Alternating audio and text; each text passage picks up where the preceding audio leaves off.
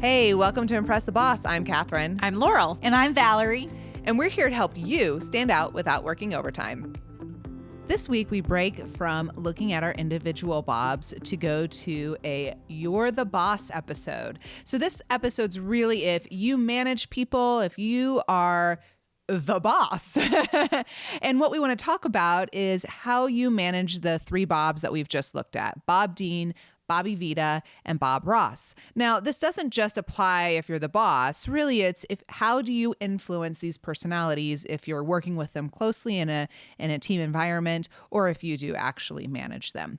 So we have a really interesting guest today, and you'll get to meet him. And he is the guest for all of the You're the Boss episodes. So we'll have this one, we'll have one in a couple weeks, and then we'll have one after the final set of Bobs. And hopefully you'll be able to identify with some of the tips and tricks he has for managers.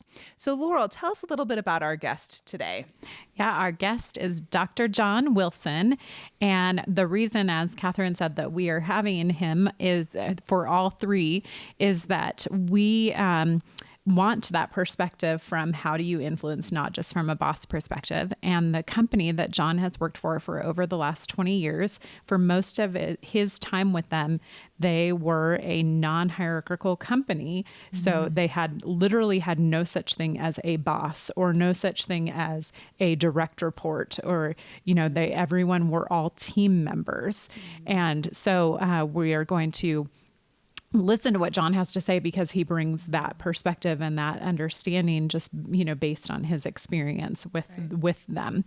Yeah, it's how you influence without having the power to influence necessarily, or that role to influence. Yeah.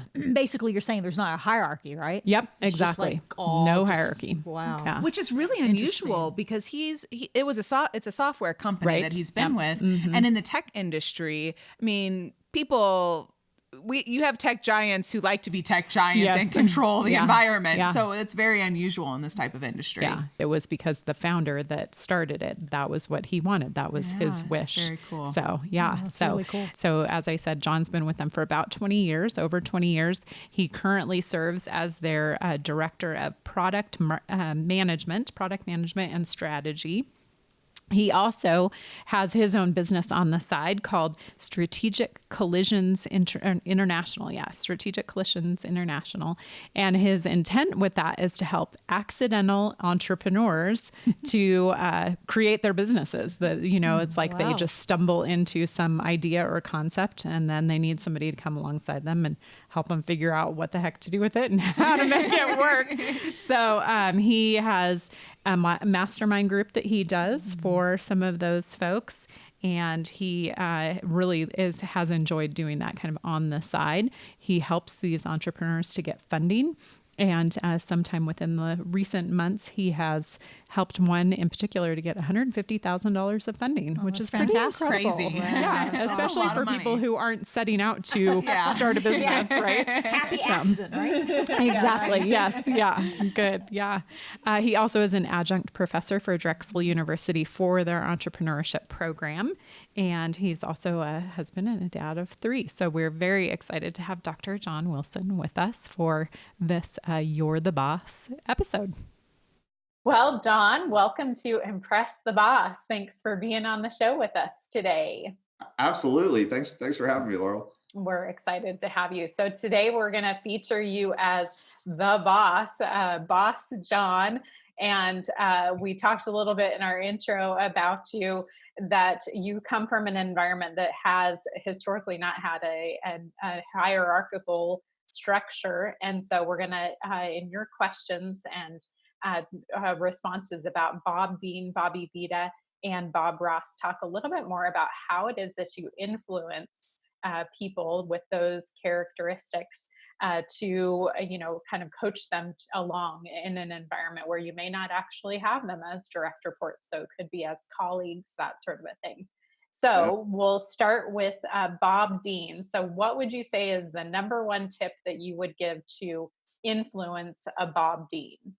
So Bob Dean is the tough one to influence, right? Because Bob Dean's definitely pushing boundaries and trying new things. And I think some of the most powerful things come from an individual who's willing to think outside the box. I think a lot of times the way I try to coach a Bob Dean is to, first start to look at, help them to figure out how are you going to use your powers for good, because they bring all this outward thinking and new perspective.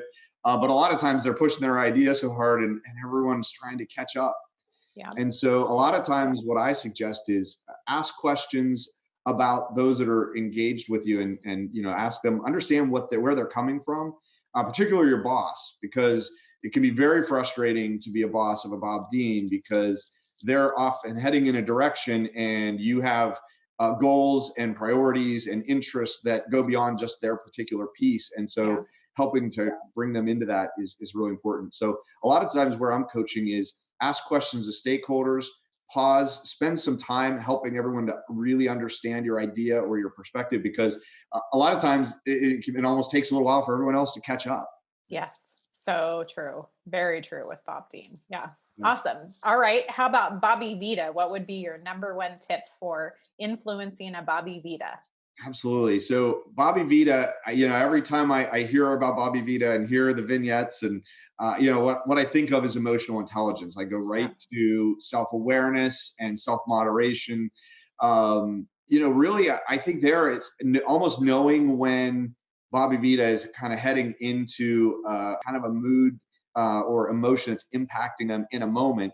Yeah. A lot of times what I coach is, let's look at some cues. What are things that are happening either in your mind or in your environment that all of a sudden, start to set the stage for the situation? And, how do we, recognizing when those lights start going off, it's like have a positivity playbook, a little bit of a, here's what I'm going to do. Fake it till you make it. And, not being authentic, but at the same time, really have a way that you either pause to take a breath or ask a question or give yourself some time to think, maybe even ask for a break, just to collect and to really then moderate into what's appropriate for the situation. That's great. I love that. Yeah. That pausing is such a good one. I need to step out of the room and give myself a change of scenery. Love that. So good. Absolutely.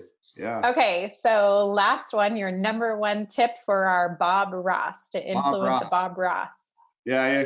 Well, you can imagine getting Bob Ross and Bobbie-Vida in the same room and having a very frustrating meeting. Oh my gosh.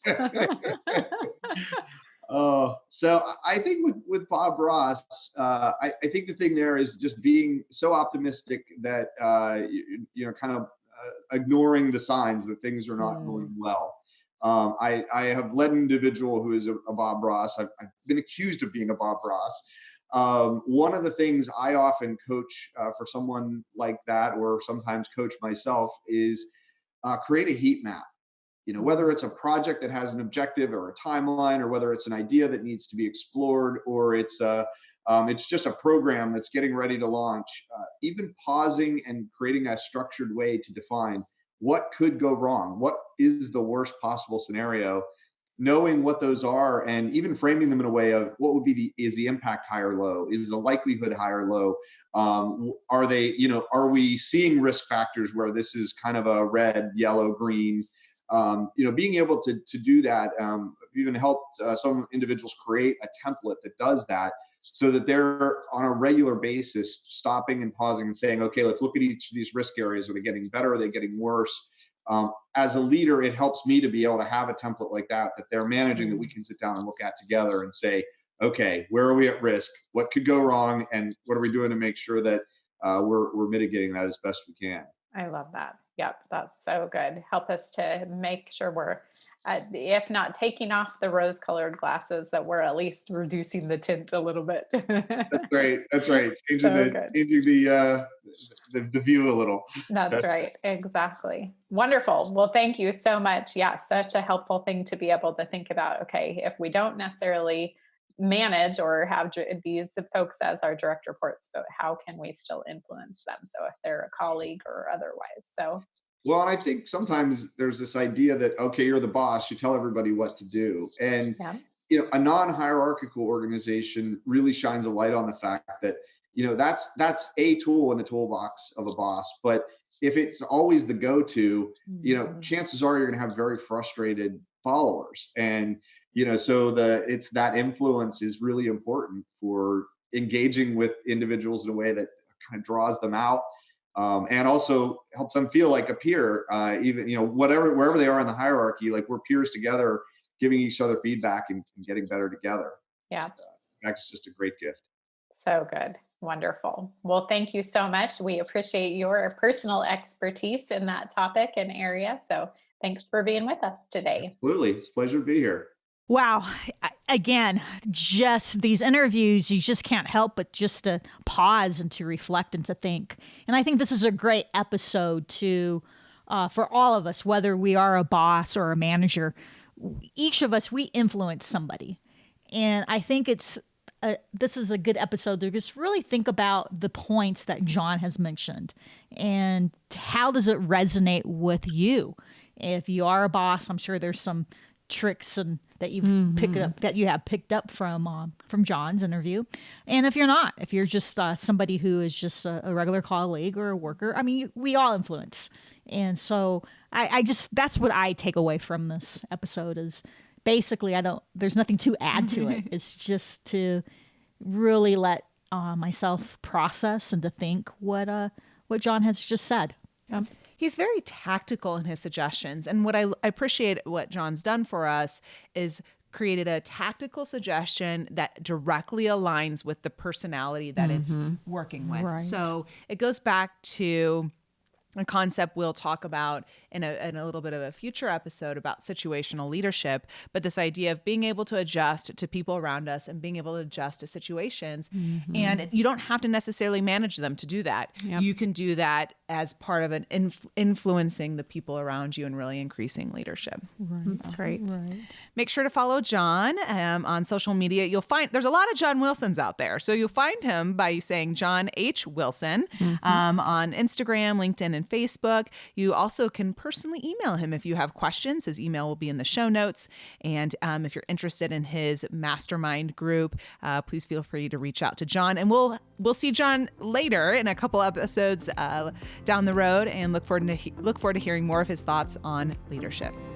Hey, thanks for tuning in. Don't forget to follow us on social for your daily standout tips, LinkedIn, Facebook, Instagram, and don't forget to use the hashtag #ImpressTheBoss and share your journey with us. And until next time, Bob's out.